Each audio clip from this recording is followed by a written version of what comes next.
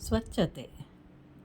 ನಾವು ಸ್ನೇಹವನ್ನು ಮಾಡುವಾಗ ಬಹಳ ಎಚ್ಚರದಿಂದ ಇರಬೇಕು.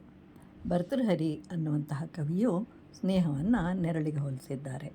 ಬೆಳಗಿನ ನೆರಳು ಹೆಚ್ಚುತ್ತೆ, ಮಧ್ಯಾಹ್ನದ ನೆರಳು ಕಡಿಮೆಯಾಗ್ತಾ ಹೋಗುತ್ತೆ. ಒಂದು ಊರಿನಲ್ಲಿ ಇಬ್ಬರು ಗೆಳೆಯರಿರ್ತಾರೆ. ಬಹಳ ಒಳ್ಳೆಯ ಸ್ನೇಹ. ಬೆಳೆದಂತೆಲ್ಲ ಸ್ನೇಹವೂ ಹೆಚ್ಚಾಗುತ್ತೆ.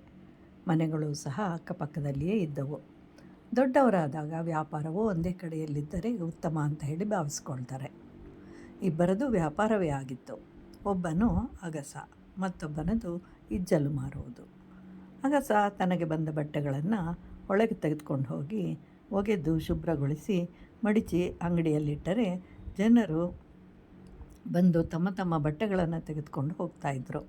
ಹೀಗೆ ಒಂದೇ ಕಡೆಯಲ್ಲಿ ವ್ಯಾಪಾರ ಪ್ರಾರಂಭಿಸೋಣ ಅಂಥೇಳಿ ಆಲೋಚಿಸಿ ದೊಡ್ಡದೊಂದು ಸ್ಥಳವನ್ನು ಖರೀದಿಸ್ತಾರೆ. ಒಂದು ಒಳ್ಳೆಯ ದಿನ ವ್ಯಾಪಾರ ಪ್ರಾರಂಭವಾಗುತ್ತೆ. ಇನ್ನು ಕೆಲವೇ ದಿನಗಳು ಕಳೆದಿತ್ತು.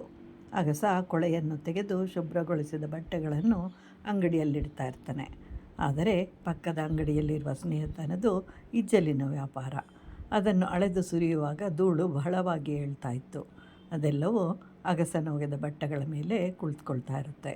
ಆಗ ತಾನೇ ಒಗೆದ ಬಟ್ಟೆಗಳು ಕೆಲವೇ ಕ್ಷಣಗಳಲ್ಲಿ ಧೂಳಾಗ್ತಾ ಇರುತ್ತೆ. ಇಲ್ಲಿ ಸ್ನೇಹ ಒಳ್ಳೆಯದೇ, ಆದರೆ ವ್ಯಾಪಾರ ಬೇರೆಯಾಗಿತ್ತು. ಆದ್ದರಿಂದ ಇವೆಲ್ಲದರ ಅರಿವು ಇರಬೇಕು.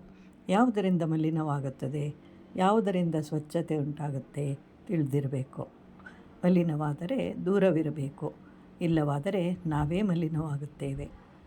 ಸಂಘ ಮಾಡಬೇಕು. ಎರಡು ಕಟ್ಟಿಗೆ ಇದ್ದರೆ ಬೆಂಕಿ ಹುಟ್ಟುತ್ತದೆ. ಬೀಜಕ್ಕೆ ನೀರಿನ ಸಂಘವಿದ್ದರೆ, ಮಣ್ಣಿನ ಸಂಘವಿದ್ದರೆ ಅದು ಗಿಡ ಮರವಾಗುತ್ತದೆ. ನಮ್ಮ ದೇಹವು ಸಹ ಪಂಚಭೂತಗಳ ಸಂಘ.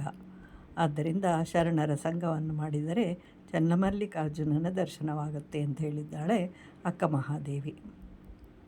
ಕೊಳಲು ಇದೆ, ಅದರಲ್ಲಿ ಏನೂ ಇಲ್ಲ, ಖಾಲಿ ಖಾಲಿ. ಆದರೆ ಶ್ರೀಕೃಷ್ಣನ ಕೈ ಸೇರಿ ಉತ್ತಮವಾದ ಸಂಗೀತದಿಂದ ಲೋಕವಿಖ್ಯಾತವಾಯಿತು. ಕೊಡಲಿಯೊಂದು ಪರಶುರಾಮನ ಕೈ ಸೇರಿತು, ಅನೇಕರ ಪ್ರಾಣ ತೆಗೆಯಿತು. ಆದ್ದರಿಂದ ಸಂಘವನ್ನು ಮಾಡುವಾಗ ಜಾಗೃತರಾಗಿರಬೇಕು.